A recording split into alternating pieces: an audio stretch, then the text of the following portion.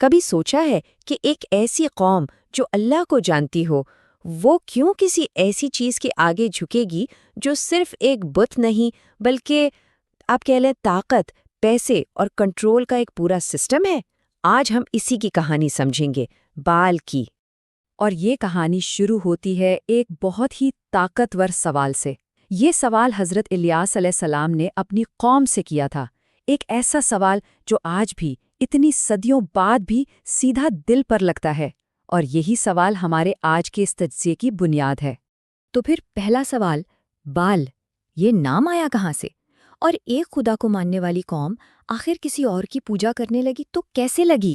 یہ بات جان کر شاید حیرانی ہو کہ بال شروع میں کسی دیوتا کا نام تھا ہی نہیں، یہ تو ایک عام سا لفظ تھا سامی اور عبرانی زبانوں کا، جس کا مطلب ہوتا تھا آقا، مالک، سردار، یہاں تک کہ شوہر۔ عربی میں بھی تو یہ لفظ شوہر کے لیے استعمال ہوتا ہے، بال۔ تو یہ ایک عام سا لقب تھا۔ تو سوال یہ ہے کہ ایک عام سا لفظ، ایک لقب، آخر ایک پورے سسٹم میں کیسے تبدیل ہو گیا؟ یہ ایک سفر تھا، آپ کہہ سکتے ہیں کہ 5 مرحلوں کا سفر۔ پہلے یہ صرف ایک لفظ تھا، ایک ٹائٹل۔ پھر یہ لفظ ایک آئیڈیا بن گیا، طاقت کا آئیڈیا۔ پھر اس آئیڈیا کو ایک جسمانی شکل دی گئی، یعنی ایک بت۔ پھر اس بت کی پوجا کے لیے رسومات بنائی گئیں، اور آخر کار یہ سب مل کر کنٹرول کا ایک پورا کا پورا سماجی اور مذہبی نظام بن گیا۔ اور اب بات کرتے ہیں اس سسٹم کی کہ یہ لفظ سے ایک پورا نظام کیسے بنا اور حکمرانوں نے اسے اپنی طاقت برقرار رکھنے کے لیے کیسے استعمال کیا۔ دیکھیں، جب حضرت الیاس علیہ السلام کا دور آیا تو اس وقت کے بادشاہ اخاب اور اس کی بیوی ایزبل نے اس بیل کی پوجا کو باقاعدہ سرکاری مذہب کا درجہ دے دیا تھا، مطلب اسٹیٹ ریلیجن۔ اور اس کام کے لیے انہوں نے 450 سرکاری پجاری رکھے ہوئے تھے۔ یہ لوگ حکومت سے تنخواہ لیتے تھے، بادشاہ کے دسترخوان پر بیٹھ کر کھانا کھاتے تھے۔ یعنی یہ کوئی عام پجاری نہیں تھے، یہ اس دور کے انفلوئنسرز تھے جو عوام کی سوچ اور وفاداری کو کنٹرول کرتے تھے۔ اچھا، یہاں ایک بہت اہم بات سمجھنے کی ہے۔ لوگ بال کو اس لیے نہیں پوج رہے تھے کہ وہ کوئی بے وقوف تھے یا انہیں کچھ پتہ نہیں تھا۔ نہیں، اصل وجہ تھی خوف۔ کس چیز کا خوف؟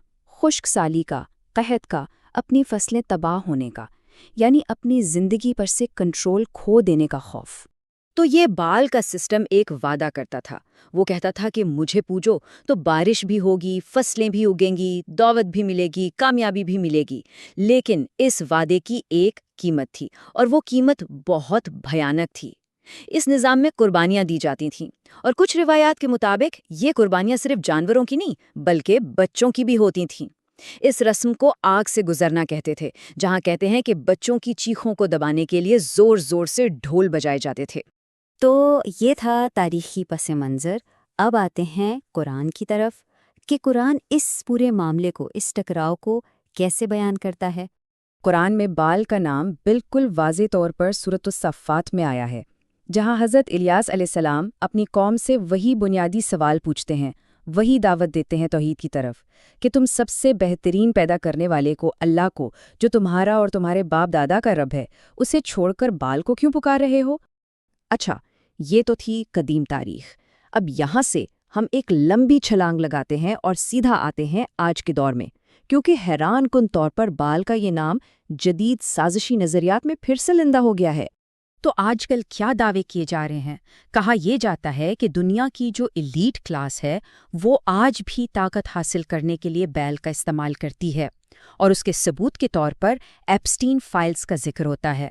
کہا جاتا ہے کہ ان فائلوں میں ایک بینک کی وائر ٹرانسفر پر BAL.NAM لکھا ہوا ملا۔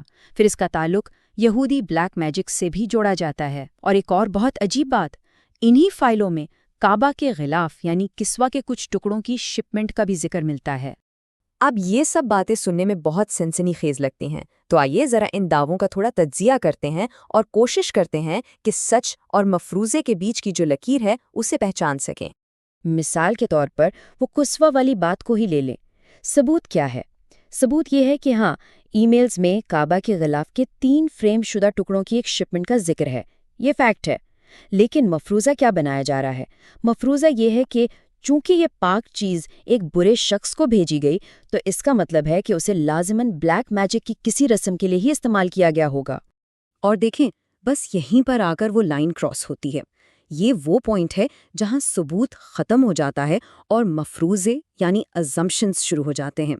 اس میں کوئی شک نہیں کہ کسی مقدس چیز کا غلط ہاتھوں میں جانا ایک انتہائی بری بات ہے، لیکن صرف اس بنیاد پر یہ نتیجہ نکال لینا کہ وہاں کوئی جادو ٹونا ہوا ہے، یہ ایک بہت بڑی چھلانگ ہے۔ تو یہ جو بلیک میجک کا خوف ہے، اس کو ٹھیک سے سمجھنے کے لیے ہمیں قرآن سے دو اور بہت اہم واقعات کو دیکھنا پڑے گا۔ یہ دونوں واقعات ممنوعہ علم یعنی فوربڈن نالج سے تعلق رکھتے ہیں۔ ایک ہے حضرت سلیمان علیہ السلام کا قصہ اور دوسرا ہے ہاروت اور ماروت کا۔ حضرت سلیمان علیہ السلام کے بارے میں اکثر یہ غلط فہمی پائی جاتی ہے کہ ان کی طاقت کا تعلق جادو سے تھا، لیکن قرآن اس بات کو بالکل صاف صاف رد کرتا ہے۔ قرآن کہتا ہے کہ ان کی طاقت اللہ کی طرف سے عطا کی گئی تھی، وہ جادو نہیں تھا۔ جادو تو شیاطین سکھاتے تھے، اور ان شیاطین نے ہی اپنی جادو کی کتابیں حضرت سلیمان کے نام سے منسوب کر دی تھیں تاکہ لوگ دھوکا کھا جائیں اور ان کے باطل علم کو صحیح سمجھنے لگیں۔ اب بات کرتے ہیں دوسری کہانی کی، جو ہمیں بابل شہر لے جاتی ہے۔ یہاں اللہ نے ہاروت اور ماروت نام کے دو فرشتوں کو بھیجا، لیکن ایک نبی بنا کر نہیں بلکہ ایک آزمائش بنا کر۔ اور یہ آزمائش ایسی تھی کہ اس کے ساتھ ایک وارننگ جڑی ہوئی تھی۔ وہ دونوں فرشتے جو بھی علم سکھاتے تھے، سکھانے سے پہلے صاف بتا دیتے تھے کہ دیکھو ہم تو بس ایک آزمائش ہیں، لہٰذا تم کفر نہ کرنا۔ مطلب وہ پہلے ہی خبردار کر دیتے تھے کہ یہ راستہ خطرناک ہے۔ لیکن اس کھلے وارننگ کے بعد بھی لوگوں نے کیا کیا؟ انہوں نے ہدایت کا راستہ چھوڑ کر شارٹ کٹ اور کنٹرول کا راستہ اپنایا۔ انہیں دعا کر کے اللہ سے مانگنے والا لمبا راستہ نہیں چاہیے تھا، انہیں فوری طاقت چاہیے تھی، تو انہوں نے اس علم کا غلط استعمال شروع کر دیا، میاں بیوی میں جدائی ڈالنے کے لیے، فساد پھیلانے کے لیے، اور اس طرح وہ اس امتحان میں بری طرح فیل ہو گئے۔ تو پوری بات کا خلاصہ یہ ہے کہ قدیم زمانے کا بال صرف ایک بت نہیں تھا، وہ ایک پورے سسٹم کی علامت تھا جو خوف پر چلتا تھا۔